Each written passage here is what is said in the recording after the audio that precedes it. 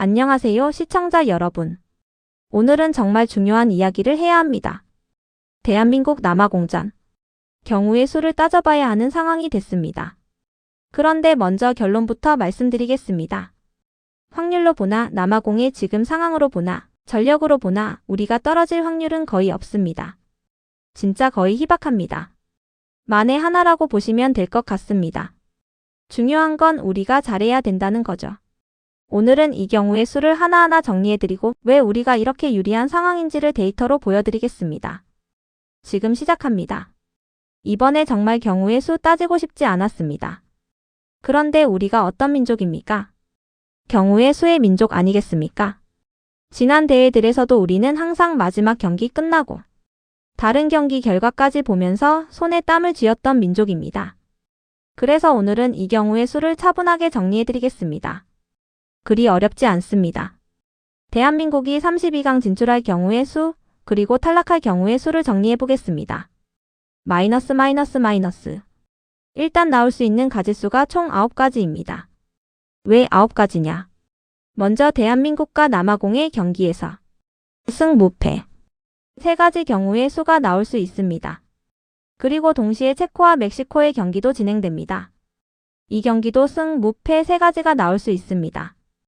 이 두 경기가 맞물리는 거니까 3 곱하기 3은 9. 총 9가지 경우의 수가 나오는 겁니다. 이 9가지 중에서 6가지 경우의 수에는 우리가 조2로 32강에 직행하게 됩니다. 6가지를 9로 나누면 66.7%입니다. 3경기 중 2경기에서 우리가 올라간다는 거죠. 하나씩 짚어보겠습니다. 마이너스. 첫 번째, 우리가 남아공전에 승리하는 경우입니다. 이러면 체코와 멕시코전 결과가 승, 무, 패무가 나와도 우리는 무조건 올라갑니다. 왜냐하면 우리가 승점 6점이 되는데 체코가 올릴 수 있는 최대 승점이 4점이기 때문입니다. 체코는 지금 1무를 기록하고 있고 마지막 경기에서 이겨도 최대 4점입니다. 우리가 6점이면 무조건 우리가 위에 있습니다. 그래서 우리가 이기는 경우 체코와 멕시코전 결과가 어떻게 나오든 상관없이 3가지 경우의 수가 모두 우리의 안전한 32강 진출로 이어집니다. 두 번째, 우리가 남아공전에 무승부를 거두는 경우입니다. 이때도 체코와 멕시코전 결과와 상관없이 2위로 32강에 직행하게 됩니다. 우리가 4점이 되고 체코가 이겨서 4점이 되더라도 승점이 같으면 승자승을 봅니다. 그런데 우리가 이미 체코한테 이겼잖아요. 그래서 승, 무패 뭐가 나와도 상관이 없습니다. 이 경우도 3가지 경우의 수가 모두 우리의 진출로 이어집니다. 승리 경우 3가지, 무승부 경우 3가지. 합쳐서 6가지. 이게 66.7%의 확정 진출 시나리오입니다. 이제 우리가 진다면 어떻게 되는지를 봐야겠습니다. 우리가 남아공전에 패하는 경우, 우리가 와일드카드를 기록할 수 있는 경우의 수가 2가지 있습니다. 3위가 될 수 있는 확률이죠. 첫 번째 와일드카드 시나리오. 우리가 남아공전에 패해야 하고 체코가 최종전에서 무승부를 기록하거나 패한다면 어떻게 되는지를 보겠습니다. 이러면 남아공이 1승 1무 1패로 승점 4점이 되어 2위로 올라가게 됩니다. 그리고 우리는 1승 2패로 승점 3점, 체코는 최대 승점이 2점입니다. 그러면 우리가 3위는 할 수 있게 되는 겁니다. 이게 9가지 중에 2가지 경우의 수입니다. 그러면 이제는 총 12개 조의 3위들 중에서 상위 8위 안에 들어가야 하는 와일드카드 경쟁을 해야 합니다. 이제 우리가 탈락이 확정되는 경우의 수를 보겠습니다. 딱 한 가지입니다. 남아공전에서 우리가 패하고 동시에 체코가 멕시코한테 이기는 경우. 이단 하나의 경우만 우리가 조별리그 4위로 탈락합니다. 확률로 따지면 11.1%입니다. 9가지 중에 한 가지니까요. 자, 정리해보겠습니다. 승리 또는 무승부면 66.7%로 확정 진출. 패배에도 2가지 경우는 와일드카드 경쟁 가능. 진짜 탈락은 단 한 가지 경우 11.1%. 이게 우리가 처한 상황입니다. 그런데 와일드카드로 가는 경우도 마냥 안심할 수는 없습니다. 12팀 중에 4팀은 못 올라가는 거니까요. 옵타 슈퍼컴퓨터에서 돌린 시뮬레이션 결과가 있습니다. 승점 6점과 5점은 100% 무조건 올라가게 돼 있습니다. 승점 4점도 99.8%로 엄청 높습니다. 그런데 승점 3점일 경우에는 66.7%입니다. 여기서부터는 골득실을 따지게 됩니다. 와일드카드들끼리는 승자승이 적용되지 않으니까요. 여기서 우리가 신경 써야 할 부분이 있습니다. 우리는 현재 골득실이 0골입니다. 남아공전에 지면 그때부터 마이너스가 되는 겁니다. 골득실이 마이너스 1일 때는 32강 토너먼트 진출할 확률이 84.2% 정도 나옵니다. 마이너스 2골일 경우에는 62.4%, 마이너스 3골이 되면 41.8%로 절반이 안 됩니다. 이게 무슨 의미냐? 만약 우리가 패배하더라도 최대한 적은 점수차로 지는 게 와일드카드 확률을 높이는 데 중요하다는 겁니다. 근데 이런 시나리오를 미리 짤 필요가 있을까요? 그냥 우리가 이길 겁니다. 자, 이제 진짜 핵심으로 들어가겠습니다. 왜 우리가 이번 경기를 자신감 있게 봐야 하는지. 축구 팬분들도 저도 약간 불안해하는 부분이 있습니다. 남아공전을 실제로 봤는데 후반전에 남아공이 계속 밀어붙이더라고요. 체코 대 남아공 1대1 무승부 경기를 다시 한번 정밀하게 분석해 보겠습니다. 이게 후반전만 봐서 불안한 겁니다. 사실 이 경기는 체코가 수비적으로 내려앉으면서 남아공한테 빌미를 제공했던 경기에 가깝습니다. 경기 시작 6분 만에 체코가 슈팅을 4번이나 가져갔습니다. 그 과정에서 5분 8초에 선제골을 넣으며 앞서 나갔습니다. 이번 월드컵 최단 시간 골이었습니다.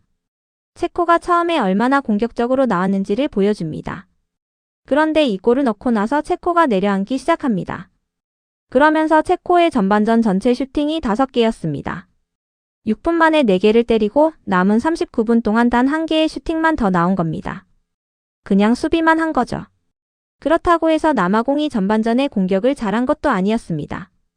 남아공의 슈팅이 5개였는데 그중 3개는 완전 먼 거리 센터 서클 쪽에서 때린 겁니다. 이 결과 기대 득점 수치 즉 XG가 0.1골밖에 안 됐습니다. 경기 전체 XG 값을 보면 1이 넘던데 이건 후반전에 페널티킥이 포함됐기 때문입니다. 숫자에 함정이 있었던 거죠. 이제 후반전에 체코가 왜 그렇게 흔들렸는지를 구체적으로 보겠습니다. 55분에 미드필더를 빼고 센터백을 넣으면서 수비수를 추가했습니다. 67분에는 공격수를 빼고 미드필더를 넣었습니다. 78분에는 아예 미드필더를 빼고 센터백을 또 넣어서 센터백만 5명으로 축구를 하느라 중원이 텅 비게 됐습니다. 이게 무슨 의미냐? 체코가 점점 더 수비적으로 변하면서 중원 컨트롤을 완전히 포기했다는 겁니다. 그러니까 남아공이 중원에서 자유롭게 공을 잡고 시도를 할 수 있게 된 겁니다. 그러다 보니 남아공이 열심히 중거리 슈팅을 때려서 잘해 보이는 착시 효과가 있었던 겁니다. 전체 슈팅 17개 중 11개가 중거리 슈팅이었습니다. 대부분 하프라인 쪽에서 때린 겁니다. 페널티 박스 안 슈팅 6개 중 하나는 페널티킥이었습니다. 그러니까 실제로 만들어가는 과정에서의 박스 안 슈팅은 5번밖에 되지 않았습니다. 90분 동안 박스 안에서 만들어낸 정상적인 슈팅이 5번뿐이라는 겁니다. 그리고 페널티킥을 얻어낸 것도 핸드볼로 나온 겁니다. 종합해보면 남아공이 잘한 게 아니라 체코가 못한 경기였다고 보면 됩니다. 이 팀이 박스 안에서 만들어가는 능력은 상당히 떨어지는 편에 속합니다. 결국 골을 넣은 것도 페널티로 넣은 겁니다. 이게 핵심입니다. 남아공이 빌드업 자체는 시도하려고 하지만 그걸 실질적인 결정력으로 연결하는 능력은 부족하다는 게 데이터로 증명됐습니다. 이제 정말 좋은 소식을 말씀드리겠습니다. 우리는 진짜 운이 너무 따르고 있습니다. 페널티 득점에 성공한 모코에나 선수가 우리 경기에 못 나옵니다. 이 선수가 우리 대표팀으로 치면 황인범 같은 선수입니다. 남아공 팀 내 비중이 엄청나고 아예 대체가 안 되는 본체 같은 선수입니다. 실제 체코전에서도 최고의 활약을 펼쳤습니다. 그런데 33분경에 옐로카드를 받았습니다. 멕시코전에도 옐로카드가 있었기 때문에 경고 누적으로 한국전에서 빠집니다. 진짜 개꿀입니다. 남아공이 가장 의지하는 중원 핵심 자원이 사라진 상태에서 우리와 맞붙는 겁니다. 거기다가 이동거리 이야기를 또 해야겠습니다. 우리는 과달라하라에서 2경기를 하고 나서 몬테레이로 가는 일정입니다. 월드컵 참가국 중 이동거리가 가장 짧은 팀 중 하나입니다. 심지어 개최국인 멕시코보다도 짧습니다. 그런데 남아공은 어떻습니까? 첫 경기를 멕시코시티에서 했고 애틀랜타로 넘어갔다가 다시 몬테레이로 와야 합니다. 고지대에서 뛰었다가 저지대로 갔다가 장거리 비행을 해서 대략적으로 5,000km 가까이를 이동하는 겁니다. 48개국 중 4번째로 이동거리가 깁니다. 3위가 체코입니다. 체코도 이동 거리 때문에 고생했는데 남아공은 그보다 더 빡센 일정을 소화하고 있는 겁니다. 우리는 진짜 이래저래 환경적으로 좋은 조에 있긴 했습니다. 걱정할 필요 없겠습니다. 이런 점들을 종합적으로 고려하면 우리는 무조건 남아공한테 이겨야 합니다. 그리고 이번에는 속 시원한 경기력을 보여줘야 합니다. 만약 남아공한테 승리하지 못한다면 무승부에도 올라간다고 말씀드렸지만 그렇게 올라간다고 해서 그 이상의 희망이 있다고 보기는 어렵습니다. 적어도 16강 진출을 목표로 한다면 개선된 모습과 시원한 공격력으로 분위기 반전이 필요합니다.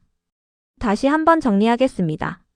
확률로 보나 남아공이 처한 상황으로 보나 전력으로 보나 우리가 떨어질 확률은 거의 없습니다. 진짜 거의 희박합니다. 모코에나 결장이라는 엄청난 호재. 남아공의 살인적인 이동거리. 체코전에서 드러난 남아공의 결정력 부족. 이 모든 조건이 우리에게 유리하게 작용하고 있습니다. 중요한 건 우리가 잘해야 된다는 겁니다. 마지막으로 바라는 점을 말씀드리고 마무리하겠습니다. 마지막 3차전 경기를 치를 때 우리가 체코와 멕시코전을 정말 거들떠도 안 봐도 될 정도로 시원하게, 안전하게 우리 선수들이 잘해서 올라갔으면 좋겠습니다. 경우의 수 따지면서 마음 졸이는 것보다 우리가 확실하게 이겨서 깔끔하게 1위로 32강을 확정짓는 그림이 가장 좋습니다. 대한민국 파이팅입니다. 오늘 영상은 여기까지입니다. 구독과 좋아요, 알림 설정 꼭 부탁드립니다. 남아공전 함께 응원합시다. 다음에 뵙겠습니다. 감사합니다.